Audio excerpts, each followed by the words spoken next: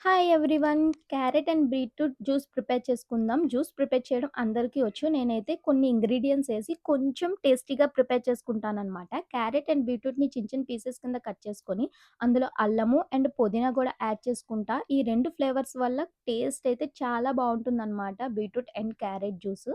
ఇదంతా మిక్సీ చేసేసుకోవాలి. మనం మిక్సీ చేసుకున్న 1 అవర్‌లోనే జ్యూస్ అన్నది తాగేయాలి అని చెప్పి అంటూ ఉంటారు. బట్ నాకైతే తెలియదనమాట. నేనేమో ఇలా రోజు చేయడానికి టైం సరిపోదు కాబట్టి, నేను ఓన్లీ 10 డేస్ కోసం ఇలా క్యూబ్స్ అన్నది ప్రిపేర్ చేసుకుంటాను. ఇలా జ్యూస్ అంతా ఒక బౌల్‌లోకి సెపరేట్ చేసేసుకొని, అందులోనేమో కొంచెం లెమన్ కూడా యాడ్ చేసుకుంటాననమాట. పుల్ల పుల్లగా బావుంటుంది అని చెప్పి. టేస్ట్ కోసం హనీ గూడా యాడ్ చేసుకోవచ్చు. లేదు అనుకుంటే బెల్లం గానీ, షుగర్ గూడా యాడ్ చేసుకోవచ్చనమాట. నేనైతే హనీ యాడ్ చేసుకొని ఇదంతా మిక్స్ చేసుకుంటాను.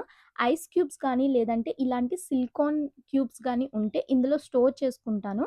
సిలికాన్ క్యూబ్స్ అయితే చాలా ఈజీగా వచ్చేస్తాయన్నమాట బయటికి.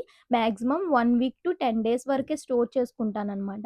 ఇది ఫ్రిడ్జ్‌లో పెట్టేసుకుంటే ఒక హాఫ్ ఎన్ అవర్ అండ్ 1 అవర్‌లో క్యూబ్స్ అన్నవి రెడీ అయిపోతాయి. ఎర్లీ మార్నింగ్ నేను ఆమ్లా జ్యూస్ గానీ, బీట్రూట్, క్యారెట్ జ్యూస్ గానీ తీసుకుంటాననమాట. ఒక గ్లాస్ తీసుకొని అందులో 3 క్యూబ్స్ యాడ్ చేసుకొని, అందులో హాట్ వాటర్ గానీ, కూల్ వాటర్ గానీ వేసుకొని, ఎర్లీ మార్నింగ్ తీసుకోవడం వల్ల స్కిన్ గూడా గ్లోయింగ్ ఉంటుంది. మన ఫేస్ మీద ఉన్న పింపుల్స్ కూడా చాలా ఫాస్ట్‌గా రికవరీ అవుతుంది. మీరు కూడా ట్రై చేయండి. నచ్చితే